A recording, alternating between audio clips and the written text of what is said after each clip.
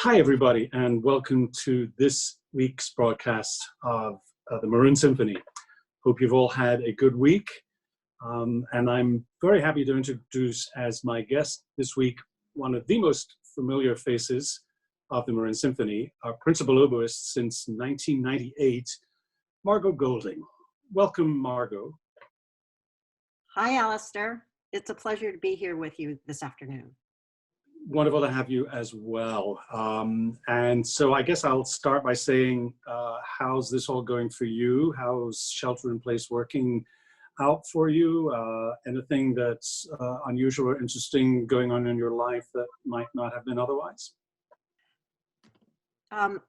When the shelter in place was enacted in about March 16th, I guess it was, I resolved, as you know, I like to stay busy.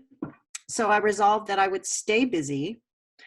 And in order to do that, I had to take on some additional activities. So I have kept up my board work. I'm on the board of Goodwill, and I'm on an investment committee for another organization. And then I've added a few activities like sourdough bread baking, cooking every night, and walking instead of 10 miles a week, 15 or 20 miles a week, and working out in a park. And I resolved that I would keep my oboe playing up. And in order to do that, because this is an unusual circumstance where we're not playing for months and months at a time with other people in the orchestra. So I decided there were three components to keeping my oboe playing up.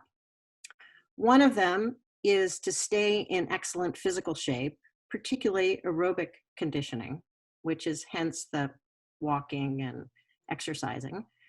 The second one is to stay in shape with regard to my embouchure. So that requires that every day I play at least 10 nonstop minutes on the instrument, so that I kind of keep that. And then of course I'm playing with stops, but that 10 minutes of nonstop is really critical. And the third thing that I decided I would do is try to tackle perfecting a double tongue, which has been a skill that has eluded me for many years. I've played the oboe since I was 10, and here we are, perfecting double tongue.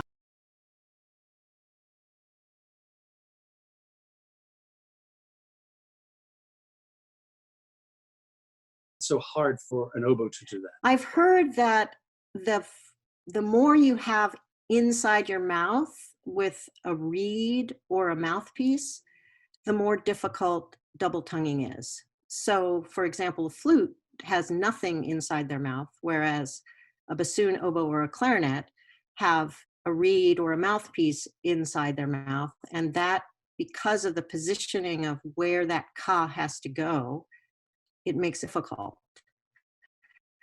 I think the other aspect, truthfully, is that when I was in the conservatory, it was something that it was assumed that oboists didn't necessarily have to learn this. And today, many years later, it's absolutely a critical skill. So every oboist, clarinetist, and bassoonist is learning to double tongue by the time they graduate from a music conservatory. Now, you mentioned your background in conservatory, and I wanted to ask you about your parallel career. Everybody that is used to seeing you on stage at the Marin Symphony sees you in that capacity, but you've had this fascinating, I won't say double life, let's just say parallel life in another field. And I wonder if you could tell us all about that. Yes, I was fortunate enough to go to the Oboe, and in fact, I chose that program partially because of the oboe teacher, but partially because they had a double degree program where you could receive a bachelor's from the college as well as from the conservatory. And I did that just to give myself flexibility in case playing the oboe professionally didn't work out. So as it turned out, I decided a couple of years after graduating that I would seek a banking career to augment my oboe career. I spent 33 years in commercial banking, 28 of them with Wells Fargo. And I retired from that career 5 years ago, so that it has enabled me since then more time to devote to playing the oboe. And it's amazing how much less nervous I get now that I have the time to practice. You can imagine with a busy banking career and playing oboe at night, where all my practicing happened between the hours of 9 p.m. and 11 p.m., and hoping that I could get that good read going. Ah, yes, the eternal quest for the good read. Is it fair to say that the oboist reputation amongst musicians as being the most neurotic players, is that fair, or is that just a terrible stereotype that has no basis in reality whatsoever? Yes, I think there's some basis for it. It's horrible when you have so much of how you sound, and it's a lot of how you sound and whether you can play at your best has to do with the luck of whether you have a good read for that concert. And some oboists are better reed makers than others. I do not classify myself in one of those highly skilled reed making categories. So there is some neuroticism that comes with playing the oboe because we are so fixated on those reeds.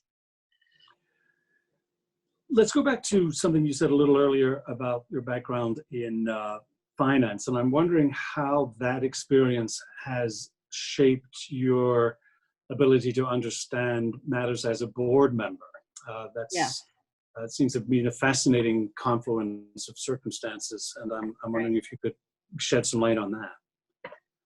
Well, when I retired from banking, I joined Marin Symphony board because I felt like I finally had the time, and that over those 33 years, I had developed a lot of business skills, whether it be organization, writing, various kinds of communication, project management, and of course I was in finance.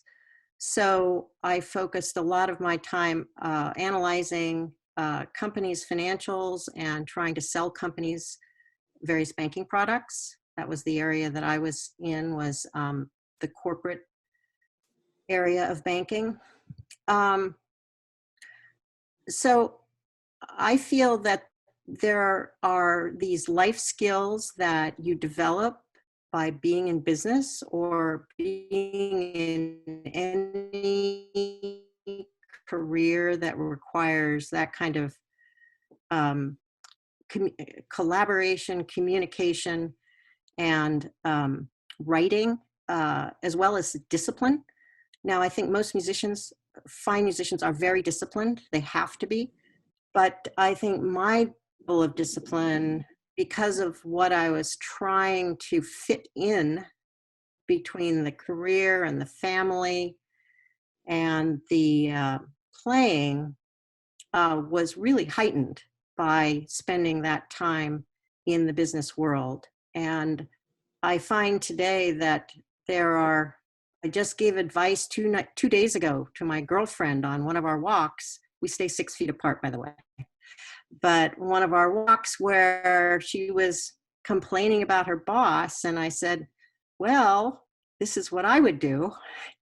And I felt very, very satisfied that I had some good advice for her based on my business career.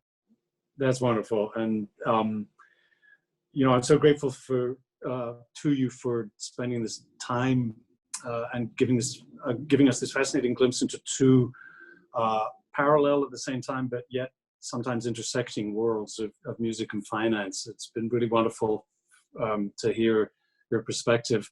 And I know that you're also very kindly going to give us a musical offering in just a second. So I'll let you go and introduce that. In the meantime, I want to thank you for being with me this evening, today, and look forward to have everybody else joining us next week.